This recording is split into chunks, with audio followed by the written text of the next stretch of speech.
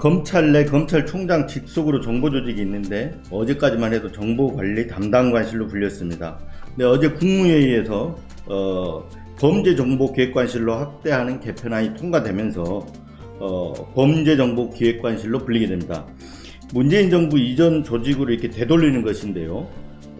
검수원복, 검찰 수사권 원상 복구 문제, 문재인 정부에서 축소시켰던 검찰 수사권을 시행령으로 이렇게 복원시켰고, 이번에 정보 조직까지 과거로 되돌렸습니다.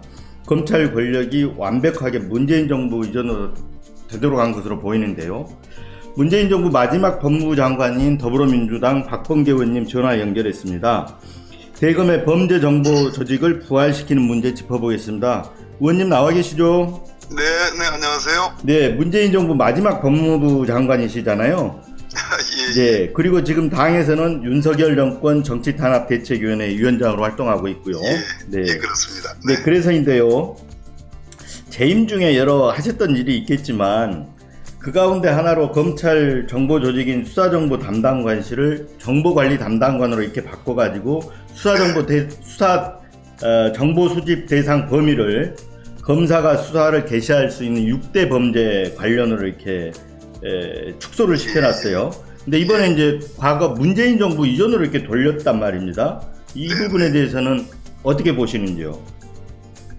일단 이제 손준성 검사의 판사 사찰 문건이 이제 터졌잖아요. 네. 우리 뉴스버스도 큰 기여를 했는데 네. 그 이후에 이제 수사정보 담당관을 거쳐서 정보관리 담당관으로 네.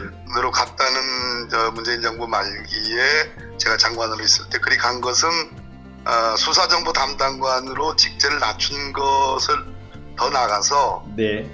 차장검사 휘하로 두면서 동시에 거기서 다루는 정보들에 대한 사전 사후 통제까지도 대검 자체적으로 하도록 하는 데까지 나아갔거든요.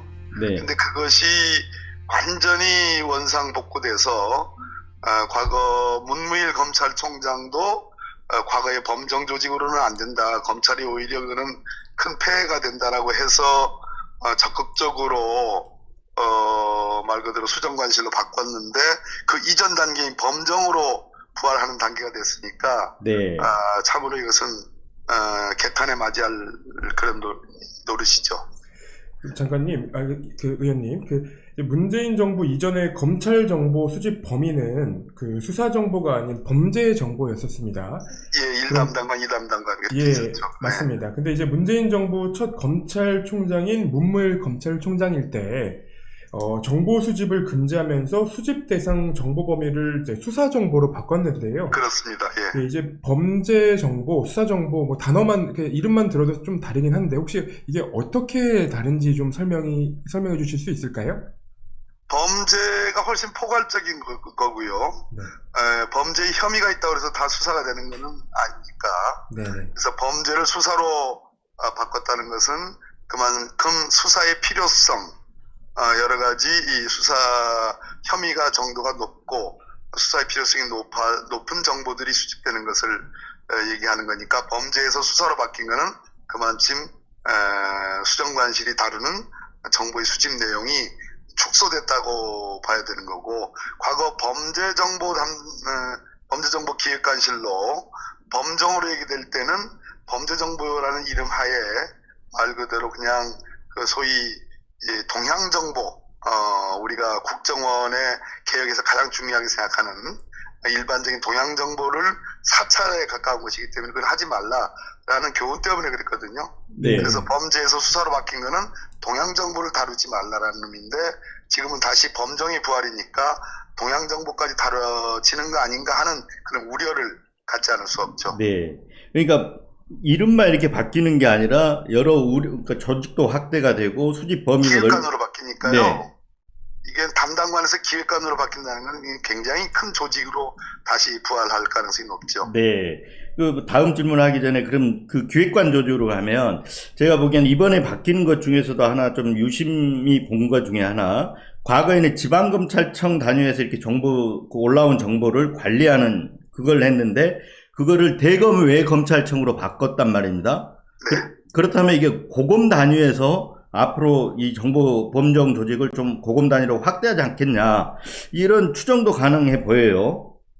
그 논의도 지속적으로 있어 왔습니다. 서울중앙지검은 자체 정보 수집 부서를 두고 있고 그 외의 네. 검찰청들은 혹은 고검들은 그런 것들이 거의 있지 않았는데요. 네, 지금 기획관으로 아마 차장 검사를 보하게 될 거고 실세 중에 실세를 임명하지 않을까요? 네, 거기에 그렇죠. 1담당관, 2담당관을 둔다는 얘기는 제가 보기에는 정보의 수집을, 범죄 정보의 수집, 수사 정보의 수집, 심지어 의심되는 동향 정보의 수집을 전국 청 단위로 네. 넓혀갈 가능성도 있다. 그래서 그 점을 우려해야 되는 거죠.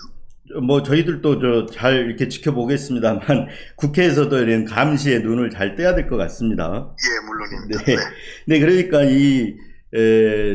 그 수사 정보하고 범죄 관련 정보는 엄청난 그 범위의 차이가 있는 거죠. 네.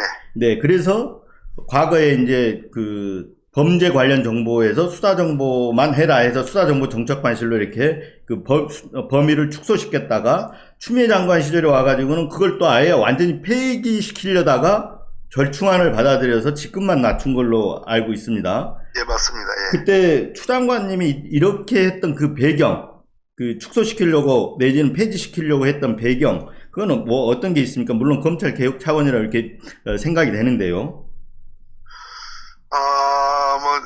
전임 장관님 계실 때 얘기니까 뭐 구체적으로 말씀드리긴 좀 그렇습니다만 어찌됐든 소위 대검의 손준성 검사를 팀장으로 하는 수정관실이 그 당시 윤석열 검찰총장 때 아니겠습니까? 네.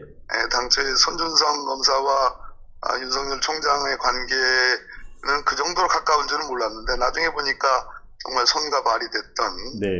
그런 검사로 드러났죠. 네. 그것이 이제 말 그대로 판사 사찰 문건인 거고, 네. 그것 때문에 지금 손준성 검사는 공수처에 의해서 기소되어 있는 거고, 네. 검찰은 또 거꾸로 기소되어 재판받고 있는 타 수사기관의 일들에 대해서 거꾸로 오히려 무혐의를, 감찰 무혐의를 주는 네.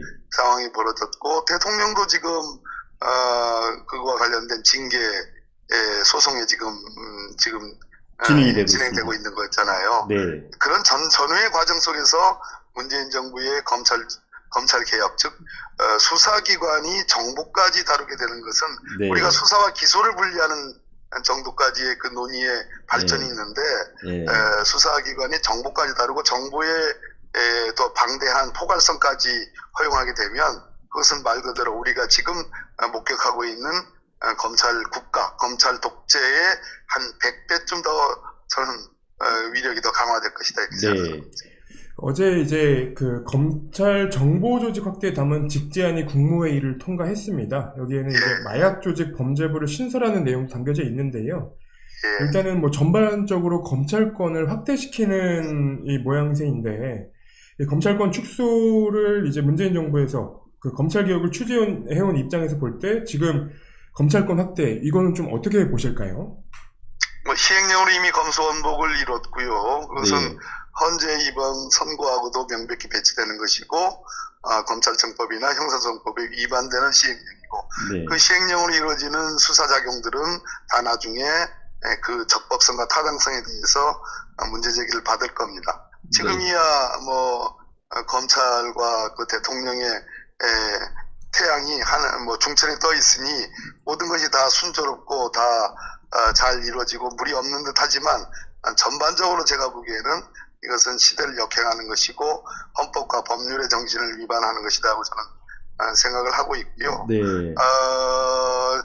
여기서 우리가 눈여겨봐야 될 지점은 검찰 조직이 수사 기소 분리 내지는 수사권의 조정에 대한 경찰 조직에 대해서 경찰이 정보까지 다루는 것을 문제를 삼는 차원이 있다가 이제는 그런 네. 것은 아예 뭐 눈여겨보지도 않고 네. 스스로 자체적으로 수사와 기소를 완전히 합일시키고 수사권의 범위를 크게 넓히고 더 나가서 범죄 정보까지 네. 다루는 단위까지 갔으니까 이것은 뭐 경찰 니들 뭐 하려면 해봐라 우리가 얼마나 더 센지를 보여주겠다 하는 차원이고 네. 그런 차원에서 마약이라는 것이 이제 국민적 감수성이 있으니까 그렇게 그런 명분을 삼아서 여러 가지 제도적인 논의의 어떤 합리성, 근거들을 만드는 과정에 있다고 보는 겁니다. 네. 그러니까 계속 검찰 권력을 확대하는 과정이라고 이렇게 봐야 되겠죠.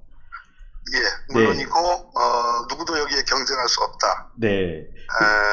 그런 걸 보여주려고 하는 것 같습니다. 그래서 이제 아까 말씀 중에도 있었지만 이 정보 조직을 확대하고 이렇게 하는 것들이 그 기반을 전국적으로 이렇게 이제 조직이 확대되면 사실상 검찰 내 국정원이지만 검찰이 지금 국정원은 국내 정보를 차단돼 있잖아요. 국내 정보 수집이. 네네. 그래서 검찰을 통해서 그 정보 수집을 하고 이 어떤 정권을 뒷받침하는 그런 단계로까지 나가지 않느냐 이런 우려가 되거든요.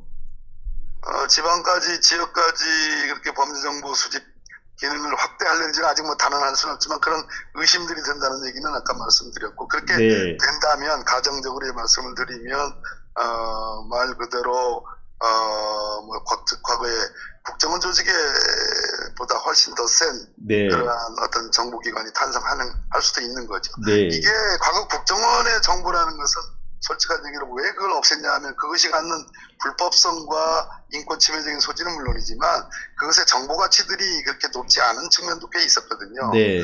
그런데 이 수사와 연결한, 범죄와 연결된 정보 수집이라는 것은 언제든지 수사작용을 통해서 만들어낼 수 있는 네. 것이기 때문에 그게 위험성이 대단히 크죠. 네. 오늘 기사, 김태현 기자가 쓴 기사 내용에도 그런 부분이 들어있는데, 그 외부 인사들은 그래서 범죄 정보의 어떤 이 정보를, 그 범정 활동을 더 무서워한다고 하더라고요. 바로 그 부분 맞습니다. 때문에. 제가, 이제 뭐 공식적인 다른 행사가 있어가지고, 네. 이제 마지막 질문하고 이제 좀 맞춰야 되겠습니다. 그러실까요? 네, 좀 아쉬운데, 이제 마지막 질문으로 그러면, 윤석열 정권 정치탄압대책위원장이시니까, 이번에 김남국 의원 문제, 민주당 탈당 그 확인했는데. 얘기는 뭐, 추후하도록 하겠습니다. 미안합니다. 알겠습니다. 오늘, 나중에 그러면 또 추후에 저희들이 한 번 더 모셔서 말씀 듣도록 하겠습니다. 예, 그러겠습니다. 네, 오늘 많이 바쁘실 텐데 연결 감사합니다. 네, 감사합니다. 네, 고생하셨습니다. 네.